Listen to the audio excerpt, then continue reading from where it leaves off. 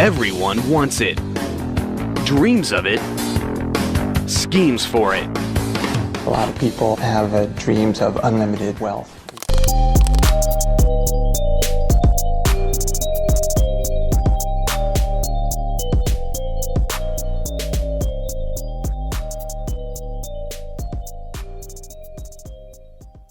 Hey, what's up guys? This is Mina. I'm back with another video with something I'm very passionate about, which is the movement of money, how it's created, and things of that nature.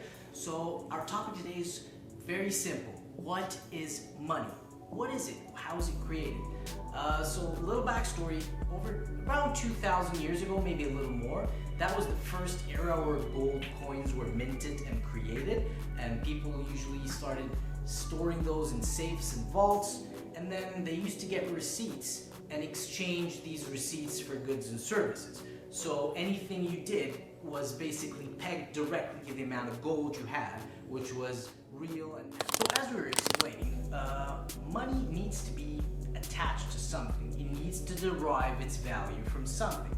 So in the olden days, it used to be the gold, like we were saying. People used to be able to walk into the bank with a piece of paper, exchange or redeem it for the amount of gold attached to it as a value.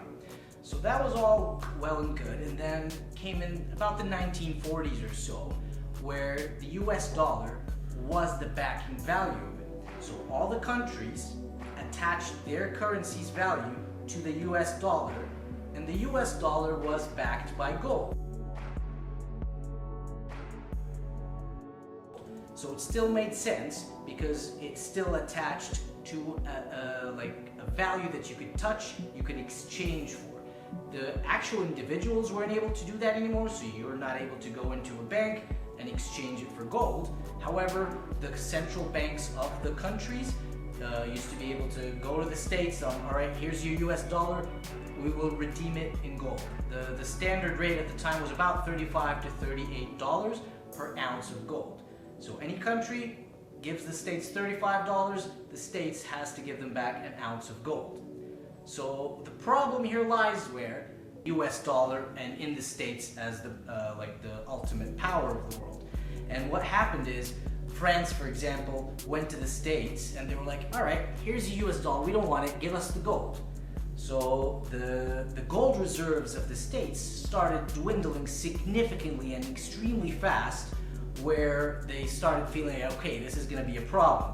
So comes in the 1970s, President Nixon, he pretty much stood up and said, you know what guys, this is not working out anymore, the gold standard is gone. We don't owe you anything, it's now, that's it, that was the end of it. Well, literally just one press conference later, your piece of paper is worthless. It doesn't have the worth that it used to have once upon a time. So, as much as this might be controversial, but if you think about it, money is the ultimate form of trust. Think about it this way. It's a piece of green paper, whatever country you live in, pink, whatever it is. It's literally a piece of green paper that you could go anywhere in the world, give it to a random stranger, and he will do stuff for you, or give you something in exchange. And why does he do that? Because he trusts implicitly that this piece of paper is worth something, and he will give it to someone else and he will do stuff for him. So that's why I think money is the ultimate form of trust. We all ask ourselves all the time, like, am I in too much debt? Is debt good? Is debt bad? There's a lot of books you could read about this, and a very complicated subject overall, but just to simplify it, there is two types of debt. You might have seen it in like Rich Dad, Poor Dad, or any of the other very, very famous books and videos. But basically, good debt and bad debt. Just try and focus on getting yourself good debt. This is a very well-known concept. Unfortunately, I recently came up to it as well. All my life, I've been sort of under the impression that I need to give more hours in return to getting more money, or try to increase the value of my hour, and that's all I ever thought about. But even like in the 1700s, or like there are major economists, even like Adam Smith, things like that, people have been saying that credit is borrowing from tomorrow's income. So that's basically trusting that tomorrow's pie is bigger than today's pie.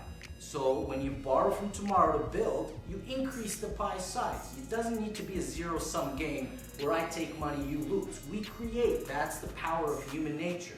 Our total gross production as individuals, the average of it has grown significantly, why we still have the same resources, the same amount of iron, gold, relatively speaking, of course. So that means we created value. So that is money. It's created, it's not earned. So there are a lot of concepts that I recently came across that's really I never even thought about, and I wanted to start sharing that with everybody, all my friends, and I want to meet new friends, start talking to new people, and these concepts I will be starting to explain very small little things that I used to hear all the time and I thought I knew what they were, but I didn't know at all. And I started learning these things, so I will post a couple of videos coming up. Please keep me posted. If there are any questions or any terms that you think you understand but you want to know more about, I would be happy to start learning about it with you and we'll discuss it together. So stay happy, stay healthy, and we'll see you in the next video.